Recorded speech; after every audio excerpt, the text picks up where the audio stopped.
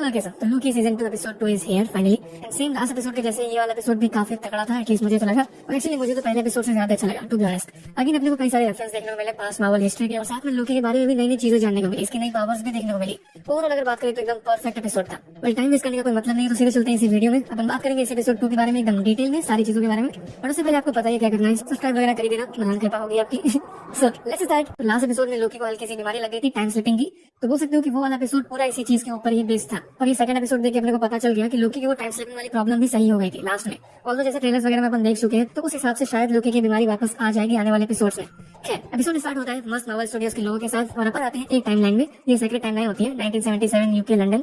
यहाँ पर लोकी और मोबियस ढूंढने आए होते हैं सिल्वी को। लास्ट एपिसोड के ग्रेट सीन से अपन सबको पता ही था कि सिल्वी की लोकेशन कहाँ पर है, वो कहाँ पर आई थी, पता नहीं क्या भूत सवार था उसे, बट मन की शांति के लिए वो मैकडॉनल्ड्स में काम करने लगी थी, बर्गर बेचने लगी थी। और मोबियस और लोकी इन दोनों को सिल्वी की लोकेशन नहीं पता थी फिलहाल। और यहाँ इस लोकेशन में इस टाइमलाइन में एक बंदा होता है, एक मिनटमैन हंटर X5। इसको अपन लास्ट एपिसोड में देखा था, जनरल डॉग्स का राइट हैंड समझ सकते हो इसे। जनरल ने इसी बंदे को सिल्वी को ढूंढने का मिशन दिया था, बट ये बंदा ये मिशन छोड़ के यहाँ पर अय्याशी कर रहा होता है इस टाइमलाइन में। मतलब यहाँ पर ये प्रॉपर मूवी स्टार होता है। इसने अपना नाम रखा होता है ब्रैड वुल्फ, और इसी नेम से इस एपिसोड को टाइटल भी दिया गया है ब्रेकिंग बैड। हाँ, यही एपिसोड का नेम है। सुनकर तो समझ आ ही रहा होगा कि किसका रेफरेंस है, ब्रेकिंग बैड सीरीज का, पर उसका कोई कनेक्शन नहीं है। ब्रेकिंग बैड का डीप मीनिंग यहाँ पर जो भी आगे थोड़ी देर में समझ जाओगे। सो ये ब्रैड इस टाइमलाइन में अपनी लाइफ जी रहा होता है। हम सबको पता ही है कि टीवी में जितने भी वर्कर्स है, जितने भी लोग यहाँ पर काम करते हैं, सबकी अपनी अपनी किसी न किसी टाइमलाइन में लाइफ है। वो सबको लिटरली किडनैप करके यहाँ पर लाया गया था और टीवी में मस्त पटक दिया था, और ऑब्वियसली सबकी याददाश्त बता दी थी। सो ब्रैड ये सिंपली अपनी ओल्ड लाइफ में वापस आ गया था, और ये बहुत बड़ा सेलिब्रिटी था। तो कौन ही होगा भाई जो ऐसी लाइफ को मिस करना चाहेगा। इसकी एक नई मूवी भी आने वाली होती है, ज़ेनियाक करके, सीरियल किलर टाइप मूवी होती है वो। यहाँ पर अपन अगर कॉमिक्स की बात करें तो ब्रैड वुल्फ कॉमिक में भी एक मूवी स्टार था, सेम जैसे यहाँ दिखाया गया। बट कुछ रेडिएशन वगैरह की वजह से मैनहट्टन में आगे जाके इसको सुपर पावर्स वगैरह मिल गई थी, वियर्ड सी। मे भी हो सकता है कि ऐसा ही कुछ सीरीज में भी हो, आगे पता चलेगा। फिलहाल यहाँ पर अपने को और भी रेफरेंस देखने को मिलते हैं मूवीज के, जिसमें अपना इटर्नल्स का बॉलीवुड सुपरस्टार, वो तो याद ही होगा, किंगो, उसका एक हल्का सा रेफरेंस है। इटर्नल्स मूवी में भी वो अपने कुछ मूवी शूट करते हुए दिखा था। और यहाँ पर अगेन इसके एक मूवी का पोस्टर देख सकते हैं अपन, सरोज का पुत्र, ऐसा कुछ टाइटल था, समथिंग लाइक दैट। अब पता नहीं किस टाइप की मूवी है, बट नाम तो यही है। हालांकि किंगो ने बताया था अपने को इटर्नल्स वाली मूवी में कि वो सालों से, सेंचुरी से मूवी बनाता आ रहा है, और वो एज नहीं करता क्योंकि वो इमॉर्टल है। तो वो झूठ बोलता था कि उसकी सभी जनरेशन मूवी बनाती आ रही है। तो ये वाली मूवी सरोज के पुत्र, ये प्रोबेबली किंगो के फादर या ग्रैंडफादर की होगी, जो कि वो खुद ही था। इसके थोड़े आगे चलते हैं, एक और पोस्टर दिखता है अपने को, इसका नेम मेंशन है फोन रेंजर करके। कॉमिक्स की अगर बात करें तो फोन रेंजर एक हीरो टाइप बंदा था, एजे बेल नेम से। एलियन टेक की वजह से इसके पास भी कुछ वियर्ड सी पावर्स आ गई थी। काफी इंटरेस्टिंग कैरेक्टर तो है, बट बहुत ही कम बार अपीयर हुआ है कॉमिक्स में। अभी वापस आते हैं अपन अपने प्यारे दुलारी मोबियस एंड लोकी पे, इनकी भाई बहन वाली जोड़ी एकदम। तो ये दोनों ब्रैड को ढूंढ लेते हैं, और यहाँ पर फर्स्ट टाइम अपने को थोड़ा सा एक्शन देखने को मिलता है, क्योंकि ब्रैड इन दोनों को देख के भागता है, तो वो दोनों इसका पीछा करते हैं। यहाँ पर अपने को क्लासिक लोकी की कुछ पावर्स देखने को मिलती है, जैसे ग्रीन मैजिकल ब्लास्ट, बहुत सारे इल्यूजन्स, लाइक बहुत सारे। और इल्यूजन्स भी इतने अच्छे थे कि मोबियस खुद नहीं समझ पाता है कि असली लोकी कौन सा और फेक लोकी कौन सा। और साथ में यहाँ पर एक न्यू पावर भी देखने को मिलती है, शैडो से जुड़ी हुई। अपनी शैडोज का यूज करके लोकी ब्रैड को कैप्चर कर लेता है, उसको कंट्रोल कर रहा होता है। ये सीन देख के एकदम प्रॉपर विलन वाली लोकी की याद आ जाती है। और इसकी आइकॉनिक वॉक तो आया है कतई जहर। खैर, दोनों फाइनली ब्रैड को कैप्चर कर लेते हैं, और फिर यहाँ से इसको उठा के ले आया जाता है टीवी में, बट ऐसा बंदी बना के। और ब्रैड ने अपने टेम्पैड के साथ कुछ छिड़खानी करी थी, मॉडिफाई वगैरह किया था।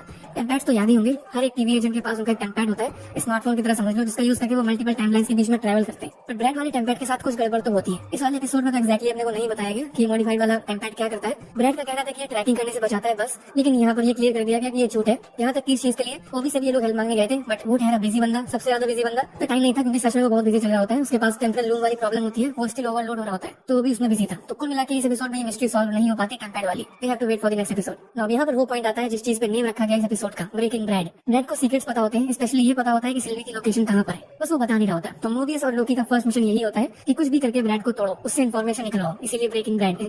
तो ये सबके सब उसके पास जाते हैं, और सच बताऊं तो ये वाली इंटरोगेशन काफी तगड़ी थी। भले ही सिर्फ बातें हुई हो, बट काफी ज्यादा सीरियसनेस थी यहाँ पर। ब्रैड लोकी को फुल भड़का देता है, इमोशनली भड़का रहा होता है। ये डायलॉग भी मारता है अच्छा सा कि लोकी तुम एक विलन हो, तो विलन की तरह ही रहो, हीरो बनने का ट्राई मत करो। सीन ये होता है कि ब्रैड ने फाइल पढ़ रखी होती है लोकी की, तो उसको सब पता होता है कि लोकी कितना हरामी पीस है, कितना चंटा है। भले ही दिल का जितना अच्छा बंदा हो लोकी, हम सबको पता है कि पास्ट में उसने कितने सारे कांड किए हैं। ब्रैड यहाँ तक लोकी की मॉम वाली बात भी बोलता है। थॉर द डार्क वर्ल्ड वाली मूवी से याद होगा, तो लोकी की सेल्फिशनेस की वजह से इसकी मॉम की मौत हो गई थी। मतलब फ्रीगा, इसकी मौत के पीछे लोकी का भी हाथ था। तो ब्रैड इसी चीज का हिंट देता है। हालांकि ये चीज तो पता ही होगी कि ये वाला लोकी अपने मेन टाइमलाइन वाला लोकी नहीं है, वो तो थेनोस के हाथों मार दिया गया। ये वो वाला लोकी है जिसने सिर्फ अभी तक एवेंजर्स मूवी वाला कांड किया था, जहाँ पर ये विलन था, और इसके तुरंत बाद ये टीवी में ले आया गया। तो इस वजह लोकी ने कोई कांड वगैरह नहीं किया फिलहाल। इसका दूसरे टाइप का कैरेक्टर डेवलपमेंट हुआ है, वो पुराने वाले लोकी जैसे नहीं हुआ। इसको अपना प्यार भी मिल चुका होता है यहाँ पर, जो कि खुद ही होता है। एक काइंड ऑफ ऑब्सेस हो चुका होता है सिल्वी से। मुझे लाइन है ना, किसी और से मुझको जरूरत है, मैं तो खुद से प्यार देता हूँ। तो ये लोकी के लिए यही लिखी गई थी। ब्रैड भी लोकी से यही चीज बोलता है कि तुम बहुत ज्यादा ऑब्सेस्ड हो चुकी हो सिल्वी को लेके, और लोकी के पास अब दुनिया बचाने वाला मिशन नहीं होता है यहाँ पर, तो बोल सकते हो कि हाँ, ये एवेंजर्स वाला विलन नहीं है, ये अब हीरो बन चुका है, आखिर दुनिया को बचा रहा है, मल्टीवर्स को।